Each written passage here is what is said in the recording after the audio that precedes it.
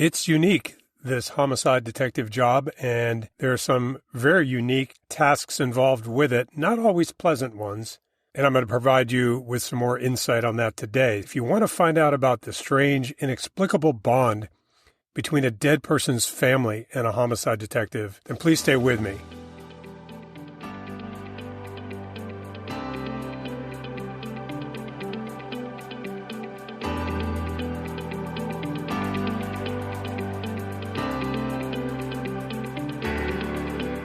It's Nothing But the Truth, the podcast about real investigations and more insider stuff you'll never see on TV or on social media. I'm Ramesh Nyberg, and I did the job here in South Florida for 22 years in the 1980s and beyond. And I lived to tell about it, and I'm here to tell you about those who didn't. Let's get started. Welcome, everybody. Welcome, old listeners, new listeners, my students from Coral Reef Senior High, one and all. It's been too long since I've been in front of the mic. In the last episode, I talked about this shift we're doing in Nothing But the Truth and getting away from private investigations as a sole topic and really branching out into what it's like to be a homicide investigator, how homicide investigations are really done, as well as what it's like personally for the people with their boots on the ground, so to speak, the people that are really doing the job, and the victims, and that relationship between the professionals doing the work and the victims' families. I mentioned it in the last episode when I was talking about washing jewelry and some of the things that you may not have ever expected police detectives to be doing. And along those same lines, I wanted to talk about the next of kin notification. This is one of the most difficult parts of the job and something that usually only homicide detectives and maybe doctors in hospitals, sometimes nurses, have to deal with, giving people that horrible news that their loved one is dead. From the perspective of an investigator who's just coming from a homicide scene and contacting the family, I would say a good 98% of the time, these folks have no idea why we're knocking on the door. So it's a complete surprise. It's a complete shock. Their lives are upended in those few moments when we're sitting there explaining what happened. I'll never forget my first one, and I was nervous, right? I was a new homicide investigator, and the guy training me, John King, comes over to me and he says, "Hey, we got a suicide, and this one's going to be yours. I'm going to be shadowing you, but you're going to handle it, and I'm not going to step in unless I see anything wrong." Guy of about 32 years old, driven his car out to a field, taped a hose from the exhaust into the vehicle, taped up the windows, and died from carbon monoxide poisoning. And this is a pretty painless way to go. He had some of his favorite music in a cassette player. That's how long this was. On the front seat with a bottle of vodka and probably just drifted off, passed out, and eventually his bloodstream became so poisoned with the carbon monoxide that he died. He did leave a note, and his ID was there, so that made that aspect of the investigation pretty easy.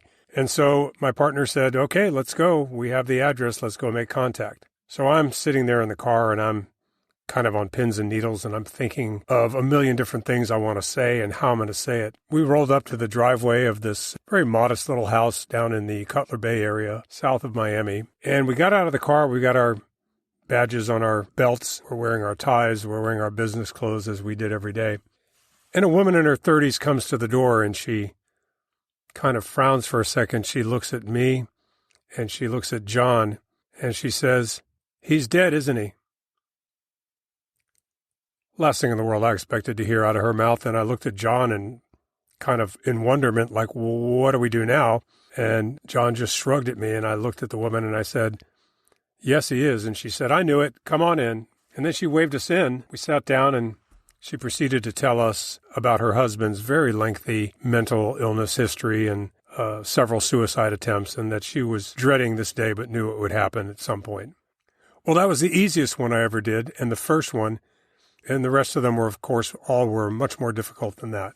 Any homicide detective will tell you that they've had next of kin notifications where people fainted, where people went screaming down the street, where people became violent or fell on the floor and sobbed, and you just never know what kind of reaction you're going to get. Now, if the case you're working is an unsolved homicide, for example, then you've still got much more difficult work ahead of you, because the next of kin notification has several phases. One of those phases is, of course, the bad news phase, and you have to give the next of kin time to process what's going on. That could take 20 minutes, it could take a couple hours, or it just may not happen that day at all. You might have to come back. But as any investigator will also tell you, those family members are absolutely crucial to your investigation. They're the ones who can very often point you in the right direction in terms of who might have killed the victim, or at the very least, who the victim associated with, what kind of stuff were they into, who the ex-boyfriends or girlfriends or ex-employers were, who the enemies and friends were. And of course, at that point, your lead sheet should start to fill up. So you can't rush that second phase. You have to be able to ease into it. After the bad news comes the return of the property. And you're very likely to get a second wave of emotion when you open up the bag with the victim's ring and watch and wallet and all the personal belongings and put them on the table to return to the family. I remember a terrible case from 1989 where an 18-year-old with no criminal past whatsoever, good kid, gets into a stupid fight and gets shot. And I went to the house where his mom and family lived up in the north end of Dade County. And this woman, upon hearing the news that her son was dead, started running through the house and smashing things up. And she had all these decorative plates on the walls, and she was taking them down and smashing them. And it was just a terrible thing to see. And it took 2 or 3 of her family members to just get her under control. So again, the reactions are something that you just can't predict. And you just have to sit there and do your best to let them go through it. Something happens during these phases of next of kin interactions. And the best way I can describe it is this. The homicide investigator, or whoever is giving them the news and whoever becomes the liaison now for this ongoing case, kind of becomes the last connection that the next of kin has with that lost loved one. They know that you were the one that took the jewelry off the body. They know that you were the one who was on the scene and saw the body off to the medical examiner's office and kind of cared for their loved one's body at the end. And there's an attachment. There is a connection that is very, very hard to describe and hard to understand unless you've lived through it. And I can tell you this, on an open homicide where you're still trying to solve the case, they will be calling. They will be contacting you and finding out what happened, what's going on, who are the suspects, how close are you to solving the case, and just a lot of questions that you may or may not be able to answer. Some of those questions might be of a sensitive investigative nature that you're just not ready to reveal yet about the evidence or something of that kind. They deserve answers, and you have to try and provide them with as much as you can without compromising your case. The most significant next of kin notification I think I ever was involved with was the 1986 murder of a guy named Jack Wilcox. Jack Wilcox was a 53-year-old manager of a heavy equipment company called H&R Hoist. It was up in the area of Medley, which is the northwest area of Miami-Dade County. They leased cranes and provided crane operators and heavy equipment operators, and of course the cranes themselves. Jack's job was to manage payroll and oversee the hirings and firings of the staff and the day-to-day financial operations of the company. He had an office in a trailer on the site where they kept all the equipment. You couldn't see it from the main road. You had to take a couple of dirt roads, usually muddy and kind of beat up from all the trucks and heavy equipment that was going in and out of there. And there was a line of trees there, so it was kind of hidden. And one day his body is found in his trailer, shot in the back of the head once.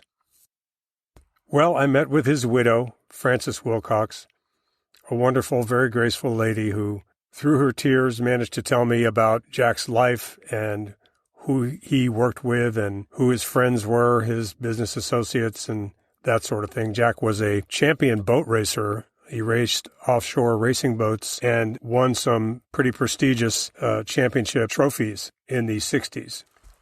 I learned a lot, as you do in every case. I learned a lot about that particular kind of work. A lot of guys that got in that kind of work were into diesel engines, either with auto racing or boat racing. Jack's father, Harold Wilcox, had a diesel engine repair company called Wilcox Engine on 27th Avenue. From all accounts, anyone in Miami who had diesel engines in their boats or in their trucks or heavy equipment knew Harold Wilcox and knew him well, because he was the guy to go to if you had a problem. Jack Wilcox carried on the tradition. He also had a great reputation as a man who knew cranes, heavy equipment, and diesel engines inside and out. Francis Wilcox called me on a daily basis for the solid couple of weeks. Nyberg, what's going on with the case? What have you found out? Have you talked to so-and-so? She was persistent, and she had a right to be. And I was honest with her. I was candid. When we did have good things to work on, I would tell her. When we didn't, I would tell her that too. Her calls eventually dropped off to maybe once every couple of days, once every 3, then it was once a week. We never solved the case, unfortunately, but to this day, every May 1st for the last 36 years, I get a phone call from Francis Wilcox. Over the last 36 years, we've come to know each other's families. We hardly ever even talk about the case anymore. Those first couple of weeks, months, we're always discussing different aspects of the investigation and who might be responsible and why Jack might have gotten killed. But over the years, we started talking about her kids and my kids and vacations and the ups and downs of life. Francis Wilcox and I became friends. A few months after the homicide, regrettably, I had to be taken temporarily off the case as I was put on a task force with another detective. We were working the possibility of a serial killer. Several young black females had been strangled in the Liberty City area, and I was teamed up with the guy that would become my partner for many, many years, Greg Smith. Unfortunately, it took me away from the Jack Wilcox case, which, even though we hadn't solved it yet, there were still some leads we could work on. I had to try and work them in between this special assignment that Greg Smith and I were on. And I told Francis one day over the phone, I said, listen, I want you to know that, unfortunately, I can't devote as much time to Jack's case as I want to. And she was upset, but later she thanked me and said, I would much rather be told the truth from someone in the police department than be lied to and told that you're working the case night and day, and I don't want to get BS'd by anybody. I'm glad you told me what happened. I think at that point, this understanding we had with each other forged the basis of the friendship that would last and still last to this day for those 36 years. I have an idea who I think was behind Jack's death. I was just never able to prove it. I think when you're honest with people and you're honest with next of kin about the way investigations are going or not going, it's much better than giving them false hope and having to let them down later.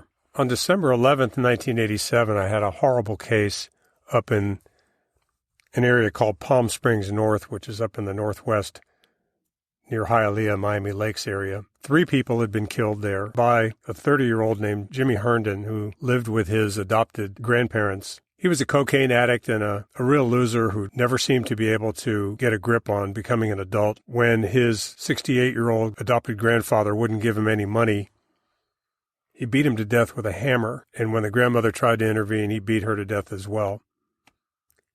Next door, there were other family members living. There was 2 homes side by side. And they came over because they were supposed to get together and wrap Christmas presents. They had no idea what had happened. He took one of the family members hostage, tied her to a chair, and when that woman's husband came from next door with his 17-year-old son, Jimmy shot them both with a .45 caliber pistol that belonged to his grandfather. The father died right there in front of his 17-year-old son, and the son ran in terror to the next door house where Jimmy chased after him and shot him several times. The son, Michael Hedberg Jr., miraculously lived, and after I finished talking to the wife, who had been unharmed and was able to free herself from her binds and run for safety and notified the neighbors, I went to the hospital and interviewed Michael, who was laying there in recovery with several bullet wounds and IVs sticking out of his arm. And he bravely sat through the interview and gave me as much information as he could. And I remember sitting there next to his hospital bed looking at him and thinking this kid just saw his dad being gunned down right in front of his very eyes. Well, we ended up catching Jimmy Herndon after he fled to the west coast of Florida, raped 2 girls at gunpoint over there, before he was finally captured by deputies in Lee County. Just before the case went to trial, Jimmy took a plea of guilty to all of the cases, waived all his rights to appeal, and is serving 3 life sentences.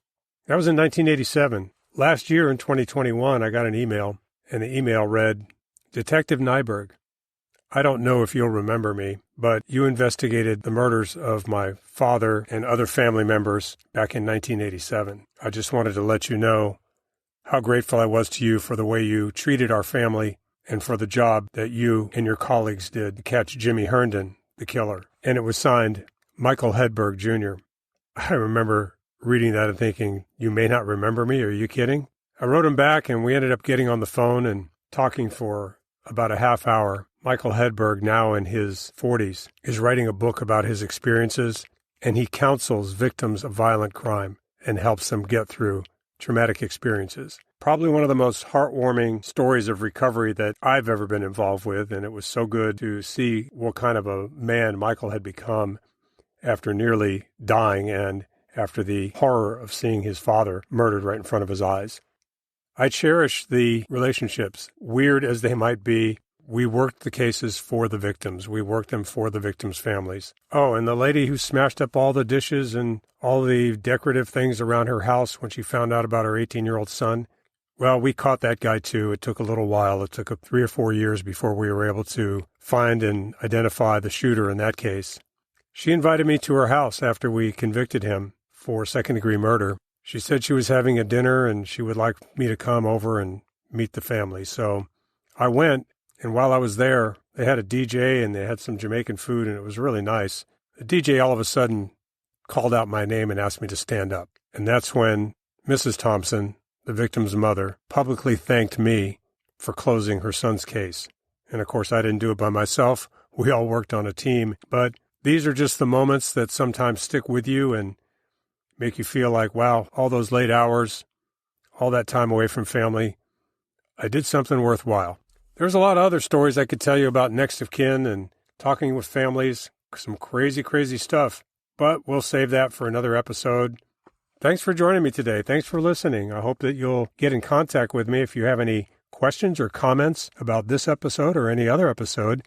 You can always send me an email at truth@nybergpi.com, TRUTH, at Nyberg, NYBERGPI, like privateinvestigator.com. I also have a Facebook page, Nothing But the Truth Podcast. I would love to see your comments there as well.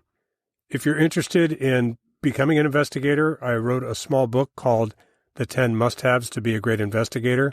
You can find that on Amazon as a Kindle ebook or in paperback. I look forward to our next get-together. See you again soon on Nothing But the Truth. Remember, always put your best foot forward, but don't forget to work on your other foot.